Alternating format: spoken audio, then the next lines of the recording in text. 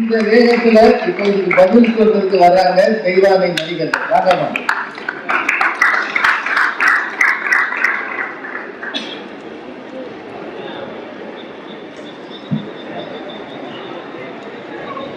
பெருமதிப்பிற்கும் மரியாதைக்கும் உரிய நடுவர் அவர்களே, பேச்சாளர் பெருமக்களே, சீரோடும் சிறப்போடும் இந்த புத்தக கண்காட்சியை நடத்தி கொண்டிருக்கக்கூடிய பெரியவர்களே, புத்தகத்தை விட உற்ற நண்பன் இருக்க முடியாது என்று கொட்டும் மழையிலும் கூட நண்பனை தேடி வந்திருக்கக்கூடிய வாசக பெருமக்களே, உங்கள் அத்தனை பேருக்கும் என்னுடைய மிக பண்பான நடுவர் அவர்களே. அக்ஷயா ரொம்ப சீரியஸா பேசிட்டாங்க. ஆல்ரெடி வீட்டுக்கு போவோமா முடியாதான்னு படப்படன்னு இருக்கும். இதுல ரொம்ப படப்படன்னு ஆக்கிட்டாங்க. ஏற்கனவே குளிருது வேற. போற வழியிலே எங்கேயாவது படுத்து போமான்னு பயமா படப்பட படப்படன்னு பேசிட்டாங்க. நடுவர்களே, அவங்களுக்கு கொடுக்கணும் டீ. அவங்கதான் படப்படன்னு பேசி எல்லாரையும் படப்படன்னு ஆக்கிட்டாங்க. என்ன காரணம்? தலைப்பு அந்த மாதிரி அவங்க தலைப்பு. கனவு எப்பயுமே ஒரு படப்படப்படனே மனசு வச்சிருக்கோம். பதட்டத்துல விட்டுறோம். அச்சீவ் பண்ணிடுவோமா, அடைஞ்சிருவோமா, எல்லாத்தையும் சொல்லிட்டோமே, நானும் செஸ் விளையாடுற பிரஞானந்தவாவுமேட்டு இதை நடந்துருமா, நடத்தி காட்டிடுவோமா அப்படின்ற மாதிரி ஒரு படப்படத்திலேயே கனவு வச்சிருக்கோம். ஆனா நினைவுகள் அப்படி கிடையாது. செஸ் விளையாடுற எல்லாரும் பிரஞானந்த ஆயிட முடியுமா? ஆனா நொங்கு வண்டி ஓட்டுற எல்லாருமே தான் வண்டிக்கு ராஜாவா தன்னால இருக்க முடியும். அது ராஜாவா தான் இருக்க முடியுமா? நானும் ஓட்டிட்டு இருக்கேன். அவங்க சொன்ன அந்த பாயிண்ட் எல்லாம் பாருங்க. பிரஞானந்தா, அப்துல் கலாம் இதெல்லாம் எங்க இருந்து படிச்சிருப்பாங்க? ஒண்ணு நியூஸ் பேப்பர்ல படிச்சிருக்காங்க, இல்ல புத்தகங்கள்ல படிச்சிருப்பாங்க. ஆனா அவங்க பேசுறது என்ன சொன்னாங்க? இது கனவு மேடைன்னு சொன்னாங்க. 4 பேர் கை தட்டுவாங்கன்ற கனவோட தான் இருக்குங்க. இப்ப கனவு மேடையில கூட நீங்க என்னைக்கோ படிச்ச ஒண்ணு நினைவுல இருந்து எடுத்து நீங்க சொல்லணும்ன்ற ஒரு நிர்பந்தத்தை தான் இருக்கு. நடுவரவர்களே, கனவுகள் என்பது ஒரு வைராக்கியத்தை கொடுக்கின்றதுன்னு சொன்னாங்க. உண்மை, கனவுகள் வைராக்கியத்தை கொடுக்கலாம், மூளைக்கு ஒரு கௌரவத்தை கொடுக்கலாம். ஆனால் நினைவுகள் இருக்கின்றதே, அதுதான் காயப்பட்ட மனதிற்கு மருந்தாக இருக்கு. நிறைய வீட்டுல இன்னைக்குமே அம்மா தவறி போனதுக்கு அப்புறம் இல்ல மனைவி இல்லைன்றதுக்கு அப்புறம் அவங்க ஒரு புடவையை மட்டும் எடுத்து பத்திரமா வச்சிருப்பாங்க சார். வச்சுட்டு அந்த புடவையில படுத்து தூங்கினாதான் தூக்கம் வருதுன்னு சொல்லுவாங்க. இன்னும் சில வீட்டுல அப்பாவோட கடிகாரத்தை நான் கைது கட்டிக்கிறேனே அப்படின்னு சொல்லிட்டு பையன் வாங்கிப்பான். ஒவ்வொரு தடவையும் பாருங்க, கடிகாரத்தை கட்டும் போது கடிகாரத்தையே கைது கட்டுறோம், அந்த மணிக்கட்டுல அப்பாவோட அத்தனை நினைவுகளையும் சேர்த்து கட்டுறது இல்லையா? ஒவ்வொரு முறையும் அந்த சேலையில படுக்கும் போது சேலையா படுக்கிறோம், அம்மாவின் வாசனையும் அவனுடைய நினைவுகளிலும் தானே முகத்தை துடைக்கின்றோம். அப்ப ஒரு வைராக்கியத்தை கொடுப்பது கனவாக இருக்கலாம், ஆனால் காயப்பட்ட மனதிற்கு மருந்தாக இருப்பது நேற்றைய நினைவுகள் தான். இன்னும் சொல்ல போனா நினைவுகள் பொக்கிஷமானது. நிறைய வீட்டுல ஒருவேளை கணவன் இல்ல மனைவி இல்லை அப்படின்னா வேற வீட்டுக்கு போகவே வரமாட்டாங்க. தெரியுங்க, இல்ல நான் இங்கே வாழ்ந்துடுறேன், இங்கே இருந்துடுறேன் அப்படின்னு சொல்லுவாங்க. ஏன் இல்ல 23 வருஷம் ஆச்சு, 25 வருஷம் ஆச்சு, பழைய வீடு விட்டு வேற வீட்டுக்கு போயிடலாமே அப்படின்னா, இல்ல அவரோட இருந்த நினைவுகள் எனக்கு இங்க இருக்கு, இந்த வீட்டுல இருக்கும் போதுதான் எனக்கு சுகமா இருக்கு அப்படின்னு பழைய வீடு கூட பொக்கிஷமாக்கி கொடுப்பது நினைவுகள் தான்.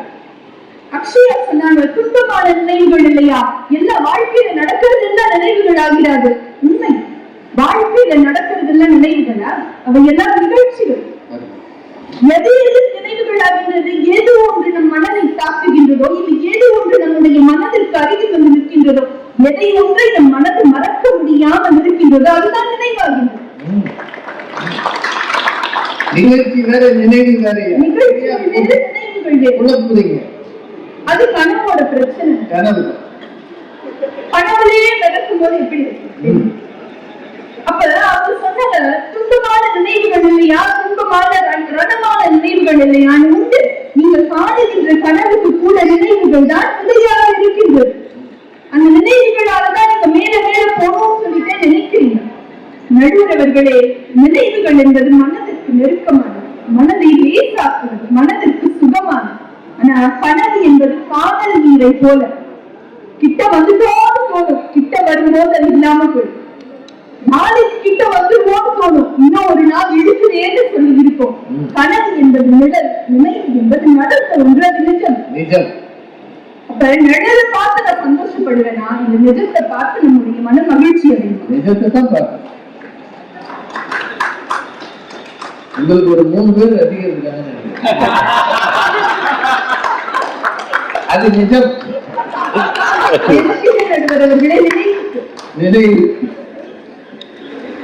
நடுவர் அவர்களே, நம்ம ஊர்ல என்ன பண்ணுவாங்க, பெரும்பாலும் பெரியவர்களுடைய பெயர்கள் இந்த ஏதாவது ஒரு ரோடுக்கு போனீங்கன்னா பாரதி தெரு அப்படின்னு இருக்கும், இன்னும் கொஞ்சம் தள்ளி போனோம்னா பாரதிதாசன் தெரு அப்படின்னு சொல்லி இந்த மேடைகள் எல்லாம் ஏதாவது ஒரு பரிசு கொடுத்தாங்க. அது நினைவு பரிசு, நினைவு பரிசு சொல்லி கொடுப்பாங்க. நினைவு இல்லம், நினைவு மண்டபம் அந்த மாதிரி எல்லாம் கட்டுவாங்க. எங்கேயாவது கனவு பரிசு, கனவு மண்டபம், கனவு ரோடு அப்படின்னு ஏதாவது இருக்கா? எனக்கு தெரியும்.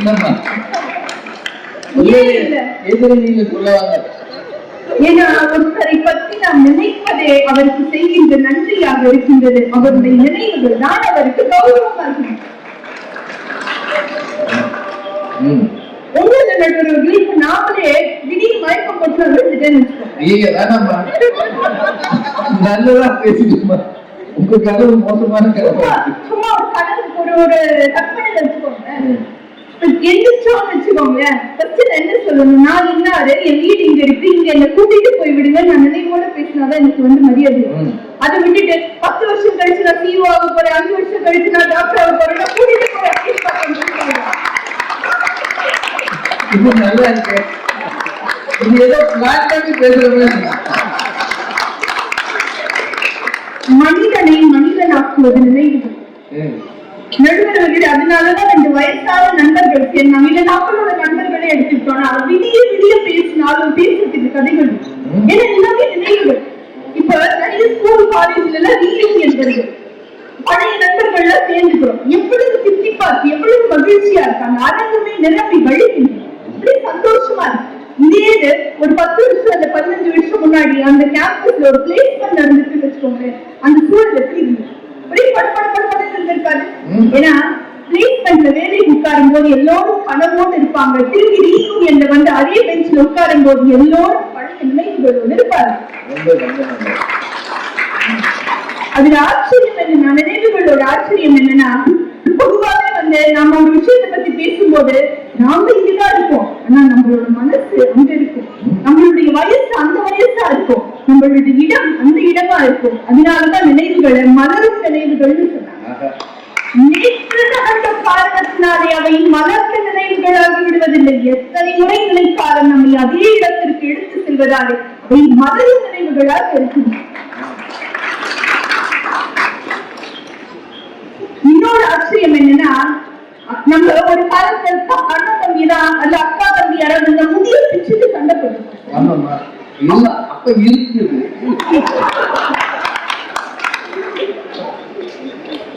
அப்ப அம்மா அடிச்சிருப்பாங்க, அழுதுருக்கும். இன்னைக்கு அந்த நினைவை யோசிச்சு பார்த்தா சந்தோஷமா இருக்கும். அப்ப அம்மா கையில சாதத்தை உருட்டி உருட்டி வச்சிருப்பாங்க, அதை சாப்பிட்டுருக்கோம், சந்தோஷமா சாப்பிட்டுருக்கோம். இப்ப நினைச்சா அப்படி நிகழ்ச்சியா கண்ட தண்ணி வரும். அடுத்த நினைவுகள் சிரிக்க வைக்கும், சிரித்த நினைவுகள் அழ வைக்கும். இதுவே நினைவுகளுடைய திறமை. நடுவர்களே, ஒன்னோட ஒரு போன் வாங்குற பக்ஷி அப்பவே போன் வாங்குறாங்கன்னு வச்சுக்கோங்க, 50,000 1 லட்சம் 80,000 போன் ரேட் எக்கச்சக்கமா இருக்கு. எந்த போன் எடுத்தாலும் போன் கிளாரிட்டி நல்லா இருக்கான்னு பாக்குறோமோ, போட்டோ கிளாரிட்டி நல்லா இருக்கான்னு பாக்குறோமா? ஏன் இங்க நின்று ஒரு போட்டோ எடுக்கணும், அங்க நின்று ஒரு போட்டோ எடுக்கணும்னு சொல்லி நினைவுகளை சம்பாதிக்கத்தால் மனிதர்களே விளைகின்றனர். ஆனா அக்ஷயா மட்டும் அடுத்து என்ன பண்ணலாம், அடுத்து என்ன பண்ணலாம்னு சொல்லிட்டு கனவுலே இருப்பாங்க போல. அந்த அணி மட்டும் போனை வாங்கி திட்டம் போடுவாங்க. நடுவர்களே, ஒன்றை சொல்லி நிறைவு செய்கின்றேன்.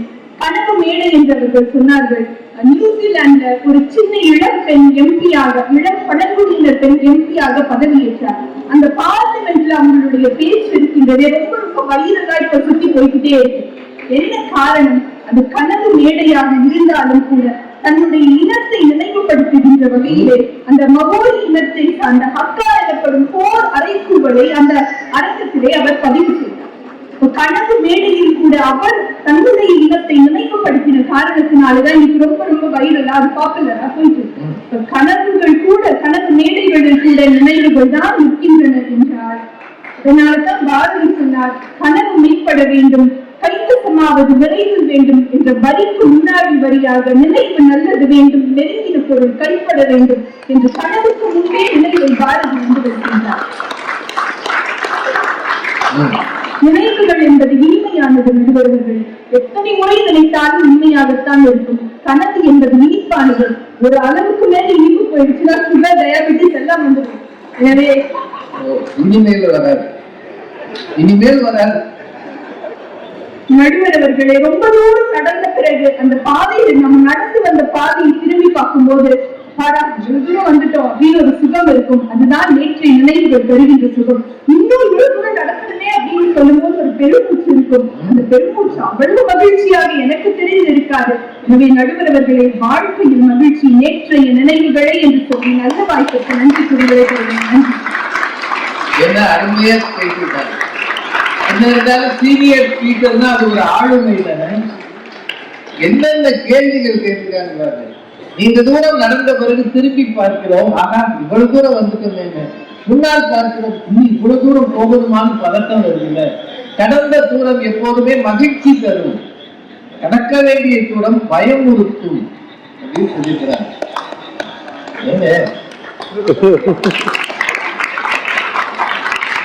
கனவு மெய்ப்பட வேண்டும், கைவசமாவது விரைவில் வேண்டும், சனமும் இன்பமும் வேண்டும், தரணியிலே பெருமை வேண்டும். மகாகவி பாரதி சொன்னார். ஆனா அதுக்கு முன்னாடியே நினைவு நல்லது வேண்டும்னு சொல்லியிருக்கிறார். கண்ணதாசன் சொல்வார்ல, நினைவலைகள் தொடர்ந்து வந்தால் நேரமெல்லாம் கனவலை, கனவலைகள் வளர்வதற்கு காமனவன் மலர்கணைகள். இது ஒரு அந்தாதி பாட்டு. அந்தாதி பாட்டெல்லாம் அந்த காலத்துல எழுதினாங்க. அந்தமும் ஆதியுமா எழுதுறாங்க. ஆதிதான் விளங்குது. கண்ணதாசன் வரிகள்ல நினைவலைகள் தொடர்ந்து வந்தாலே கனவலையே இருக்கும். எனக்கு நினைவுகளே இல்லைன்னா கனவு ஏதுன்னு பேசுறாங்க. ரொம்ப கடுபடியா பேசுகிறாங்க. ஒரு ரீயூனியனுக்கு போற பையன், ரெண்டு ஃப்ரெண்ட்ஸ் எப்படி பேசுவாங்க, அவங்க ரெண்டு பேரும் கேம்பஸ் இன்டர்வியூல இருந்தப்ப பேசிக்க கூட மாட்டாங்க. டென்ஷனா இருப்பான். அவனுக்கு கிடைச்சி எனக்கு கிடைக்கணும்னா எப்படி எனக்கு கிடைக்கணும். நல்ல ஃப்ரெண்ட்ஸ் கூட அந்த கேம்பஸ் இன்டர்வியூல ஒரு மாதிரி கம்முன்னு இருப்பாங்க. அதே இது பின்னாடி வந்த பிறகு கிடைக்காதுன்னு சொல்லுவாங்க. நல்ல வேலைதான் நான் எனக்கு கிடைக்கல, கிடைச்சதுன்னா நானும் ஒன்னு நாள் ஆயிருப்பேன். ஒரு வேலை இல்லாம சுயமா தொழில் தொடங்கினா இன்னைக்கு 200 பேரை வச்சு காப்பாத்திக்கிட்டு இருக்கேன் அப்படின்னு சொல்லுவாங்க. வாய்ப்பு இருக்குல்லையா அப்படின்னு இதையெல்லாம் சேர்த்து வைத்து ரொம்ப கம்பீரமாக இந்த அணியை கொண்டாந்து இவர் வண்டி ஓட்டிக்கிட்டே இருந்தாரு. இவங்க வானத்துல பறந்துட்டாங்க. இப்போ இதுக்கு பதில் சொல்லணும் தம்பி சிவகுமார். வாங்கய்யா, நல்லாவே பேசுறாங்க.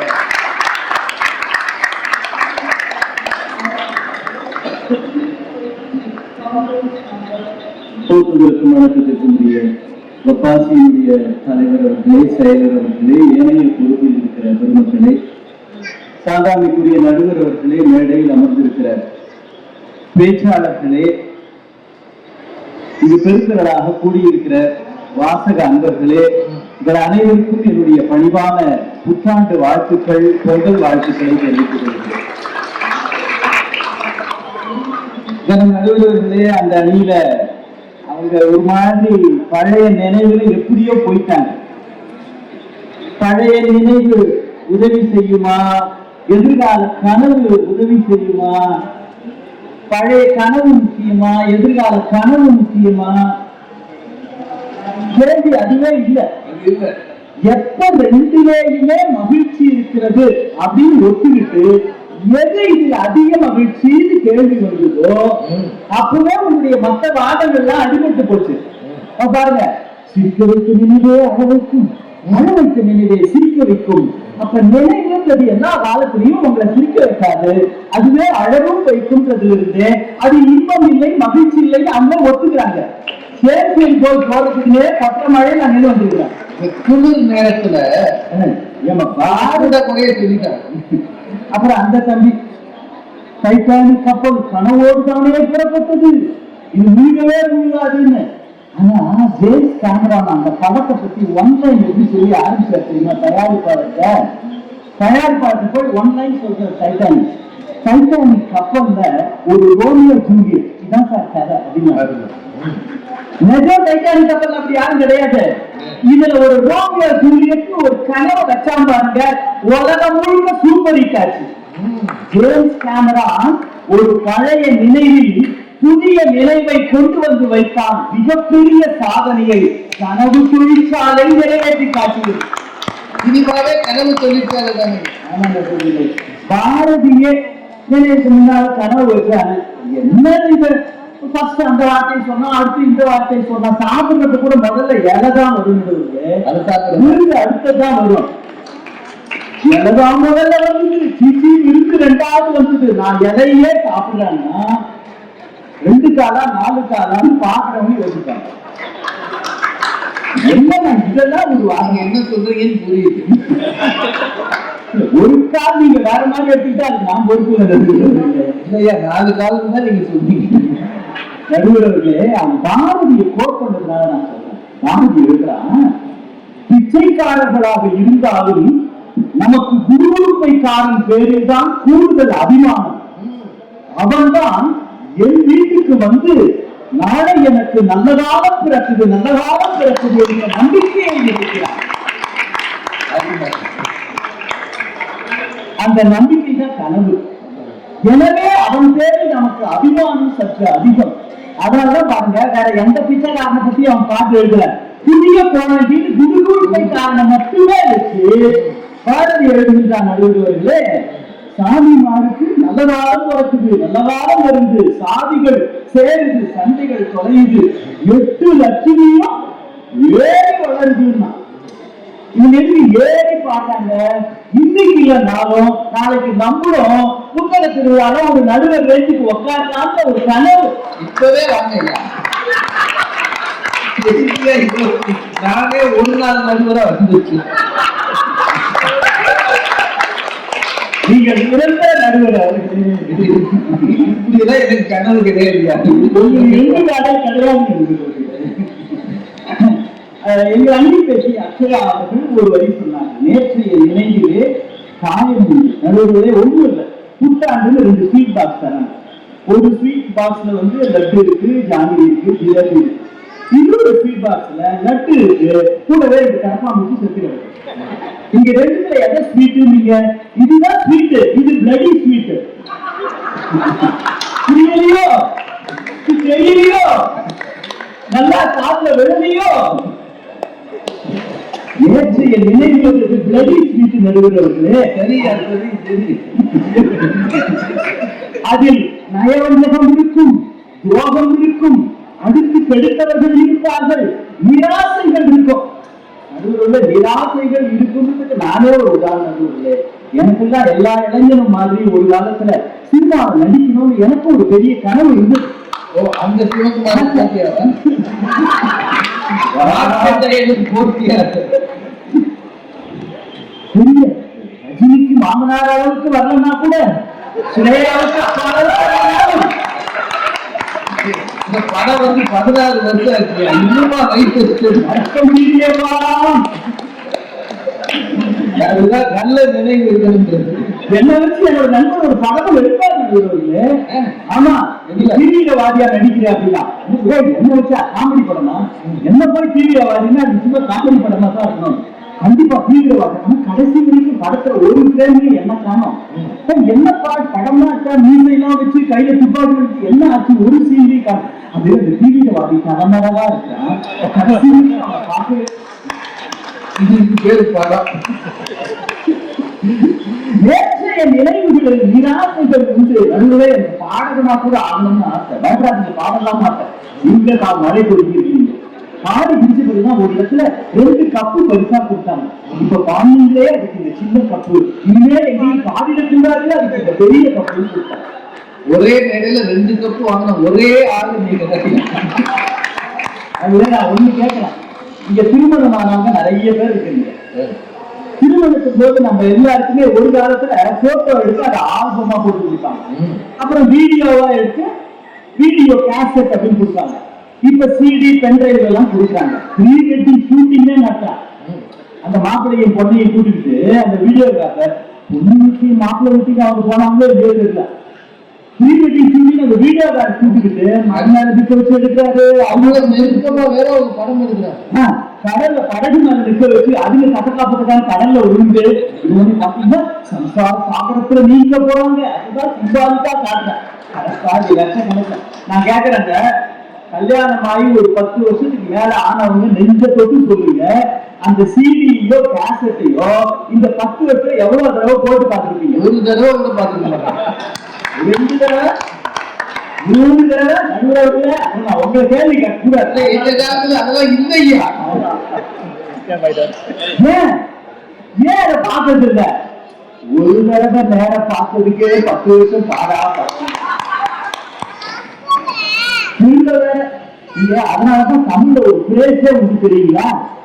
நடந்து போச்சு, பாஸ்ட் இஸ் பாஸ்ட்.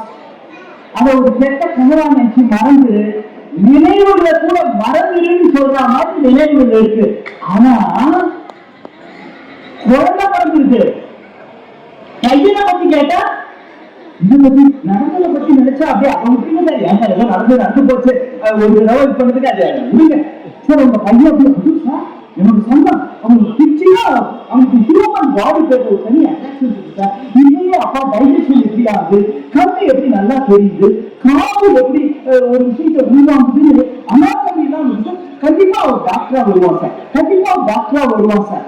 பிள்ளையினுடைய எதிர்காலம் என்று வருகிற பொழுது அந்த கனவை கணவனாக இருந்தாலும் நினைத்து பார்க்க முடியவில்லை. கணவனாக ஆகிற பொழுது கனவு அவரை வானத்தில் பறக்க வைக்கிறது.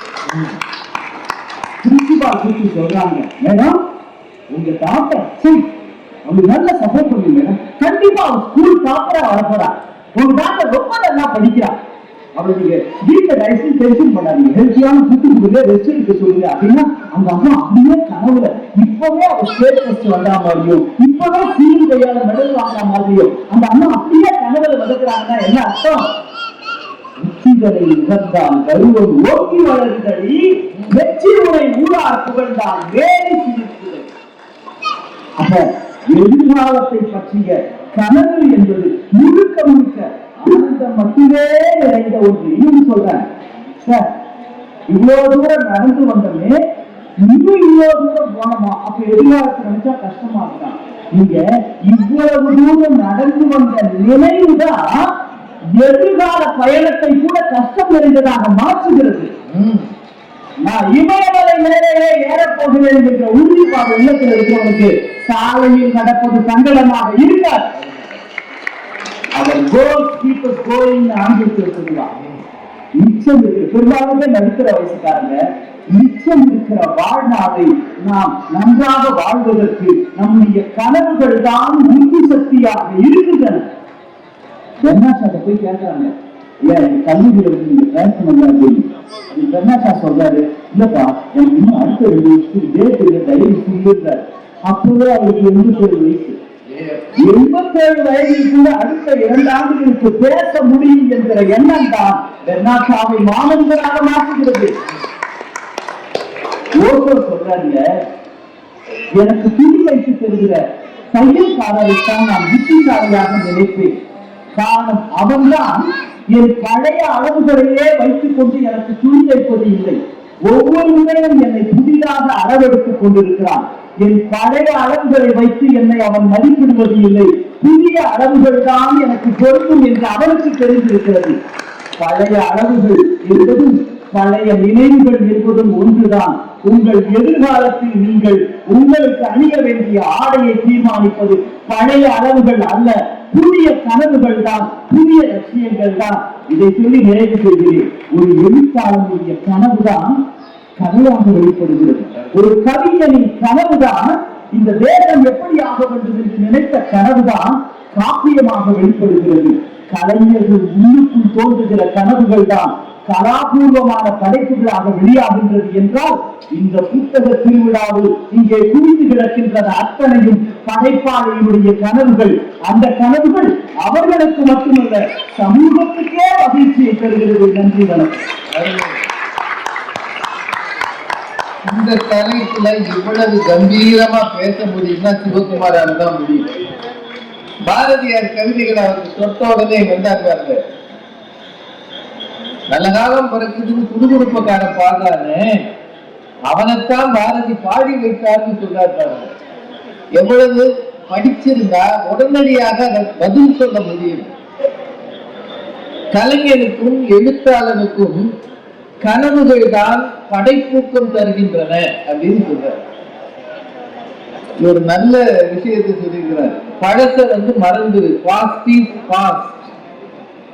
ஆனா நாளைய தினத்துல உங்க பையன் என்ன செய்வான், பொண்ணு என்ன செய்வா அப்படின்னு கேட்டா கண்கள் விரிய கனவு காண்கிறார்கள். இதுதான் ஒவ்வொரு பெற்றோரும் செய்வது.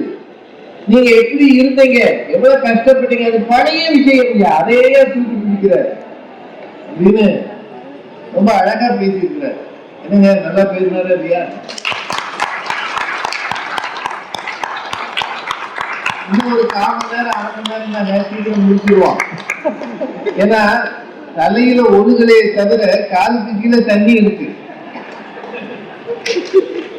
என்னங்க உண்மைதானே? ஈரத்தோடு பட்டிமன்றம் கேட்கிற ஈர நெஞ்சம் உங்களுக்கு இருக்கிறது.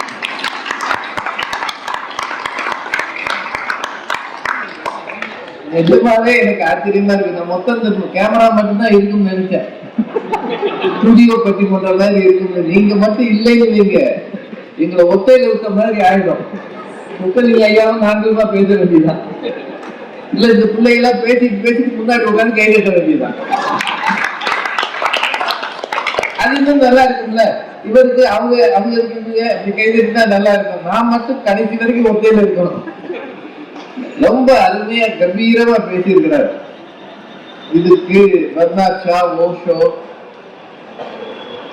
டெய்லர் தான் என்னை சரியாக அவ்வப்போது அளவெடுக்கிறார் அப்படின்னு சொன்னது எல்லாத்தையும் சொல்லி 87 வயசுல ஒருத்தருக்கு இன்னும் 2 வருஷத்துக்கு பேசுறதுக்கு டேட் இல்லையா?